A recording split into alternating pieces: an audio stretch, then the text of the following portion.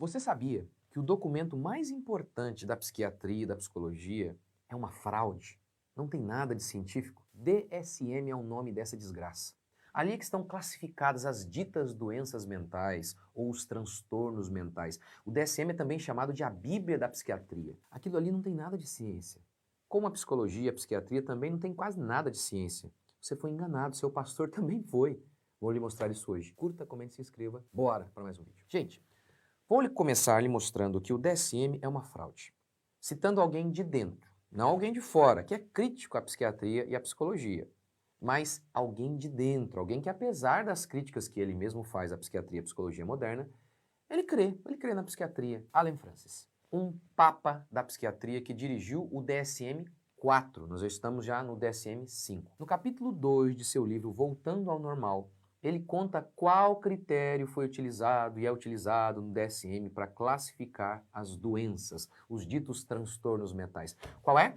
Votação. Ele começa o capítulo 2 dizendo o seguinte: o que hoje soa como mito fantasioso, um dia foi a melhor ciência da época, e a melhor ciência atual será ela vista como nada além de mitos fantasiosos. E aí ele dá vários exemplos de tratamentos que na sua época foi considerado o que havia de melhor, mas hoje é chamado até de charlatanismo. Allen Francis explica que depois da Segunda Guerra Mundial, a psiquiatria ganhou um papel de destaque na vida civil, mas o diagnóstico foi exposto como o calcanhar de Aquiles, que poderia derrubar a psiquiatria e também a psicologia. 2 artigos foram divulgados e expunham o absurdo dos diagnósticos. Um estudo internacional britânico e outro norte-americano mostrava psiquiatras dos 2 lados do oceano com conclusões de diagnósticos totalmente diferentes, avaliando o mesmo paciente. Depois disso, um psicólogo mostrou como era fácil induzir psiquiatras a fornecer não apenas diagnósticos inexatos, mas também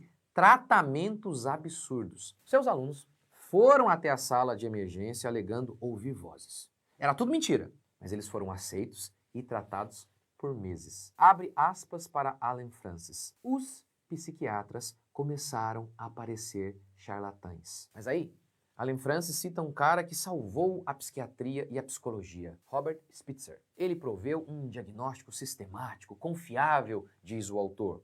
E como? Como o Spitzer fez isso? Seu temperamento conciliador o levou a conseguir uma boa votação. O próprio autor admite que havia poucas provas científicas, mas isso é um detalhe para a psicologia, pois eles sabem que a população é boba, basta um doutor falar algo, escrever isso num livro, soltar num jornal que todo mundo acredita como verdade irrefutável. O processo não foi bonito de se ver, pareceu mais uma performance artística virtuosa do que uma deliberação científica. E ele continua explicando como foi o processo. Um grupo de cerca de 8 a 10 especialistas ficava praticamente trancado em uma sala e não emergia de lá até chegar a um acordo. Tá prestando atenção aí ou não?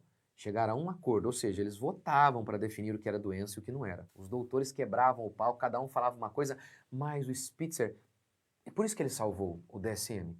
Ele chegava com comidinha, tá lá no livro, pode conferir lá. Com comidinha, ele sabia lidar com as pessoas, gerenciar as pessoas. É isso aí que ele está chamando de ciência. E no fim, mais uma declaração aqui do Allen Francis. As controvérsias eram resolvidas assim. Sempre que persistia alguma controvérsia, a vantagem era de quem fosse mais barulhento, confiante, teimoso, experiente ou falasse com Bob, Robert Bob, por último. É uma forma terrível de desenvolver um sistema diagnóstico que ficaria sujeito a todo tipo de viés, mas era o melhor disponível na época. Como é que é? Votação. Votação com base em um líder que tinha lá um cafezinho e um jeitinho para convencer todo mundo a chegar a um acordo. Deixe-me dar alguns absurdos ali do próprio DSM, do 4, que foi dirigido pelo Allen Francis. O Allen Francis diz que eles quase classificaram vício em café como transtorno. Por que não fizeram? Deixamos de fora por uma única razão. Ser tão onipresente o costume que não valia a pena levar as pessoas a, abre aspas, acordarem todos os dias com a ideia de que seu prazer matinal é um transtorno. E assim ele também está admitindo que no DSM dele também era por meio de votação e no 5 também. Agora note isso, eles consideraram colocar vício em café como um transtorno. Tiraram por quê? Descobriram alguma evidência científica de que não era ou de que era? Não! Já que todo mundo toma, Não queremos chatear as pessoas. Ora, doença é doença. Se o mundo inteiro tem gripe, isso não deixa de ser doença, tem que ser noticiado. Tá aí, ó. Isso aí é a ciência de vocês. É a ciência que seus pastores estão recomendando para vocês. E tem mais. Allen Francis confessa em seu livro Voltando ao Normal que durante o seu DSM, mais da metade, 56% para ser mais exato, dos doutores que votavam para saber o que era doença, o que não era, transtorno, o que não era, eles tinham ligação com a indústria farmacêutica. Só isso aqui já faz com que se perca totalmente o caráter científico do experimento. É o que é chamado de conflito de interesse. Seria basicamente assim. Eu sou o dono de uma empresa de remédios que vende remédio para a depressão. Você é um psiquiatra, que é meu empregado, mas está votando para determinar se depressão é doença ou não, transtorno ou não. Há um conflito de interesse ou não. Só isso já seria o suficiente para descredibilizar essa farsa do DSM, entendeu agora? O Allen Francis, ele confessa no seu livro que ele não tinha ferramentas para conter esse conflito de interesses. Essa omissão foi um erro tolo, confessa ele. Mas ele disse que não concorda que houve conflito de interesse. É brincadeira. Eu vou lhe dar um exemplo da aberração que é o DSM. Um dos sintomas para bipolaridade é ego inflado. Meu Deus, você chega ao consultório e mede, ao consultório de um médico e mede a sua pressão. Isso é ciência e é matemática. Lida com questões físicas. Sua pressão está 18/8, muito bom. Agora, imagine chegar a um consultório de um psiquiatra. Meu Deus do céu. E aí ele olha para você e mede o seu ego. Olha, eu notei aqui que você acredita que você é muito bom no futebol. Notei um ego inflado e medi o seu ego aqui, ele está 14/9. Recomendo uma boa dose de humildade, ingerindo 10 miligramas de bom senso. Você vai se recuperar. Meu Deus, como é que vocês acreditam nessa balela? Só porque todo mundo falou? Porque todos os pastores falam? E daí se o mundo inteiro enlouqueceu e começou a achar que 2 mais 2 dá 5? E daí? Isso sempre acontece. Até o século XIX, cientistas acreditavam que de um pano podre surgiriam ratos. E daí que o mundo inteiro acreditou por um longo tempo na teoria da biogênese. E daí, uma mentira repetida por séculos não se torna verdade. O psiquiatra Thomas Szasz critica o diagnóstico de esquizofrenia, dizendo o seguinte: a afirmação de que algumas pessoas têm uma doença chamada esquizofrenia baseia-se unicamente na autoridade médica e não em qualquer descoberta da medicina, de que isso foi, em outras palavras, o resultado de uma tomada de decisão ética e política, e não de um trabalho científico e empírico. E em seu livro ele diz que não apenas a esquizofrenia, mas tudo mais no mundo da psiquiatria e psicologia é mito.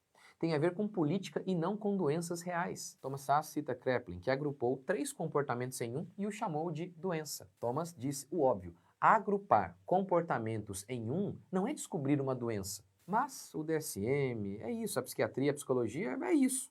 Agrupar comportamentos, dar nomes pseudocientíficos e chamar de doença, ou melhor, de síndrome, transtorno. Como citado pelo Dr. Daniel Berger em A Insanidade da Loucura, Allen Francis disse que o DSM-4 era uma coleção de construtos diagnósticos temporalmente úteis, não um catálogo de doenças reais. Allen Francis. No seu livro Voltando ao Normal, ele admite: temos que aceitar o fato de não existir um padrão simples para decidir quantos de nós são anormais. Como não há nenhuma prova científica, como não são doenças reais, não há marcadores biológicos, portanto, qual o critério que eles vão usar para separar, por exemplo, tristeza normal de tristeza patológica?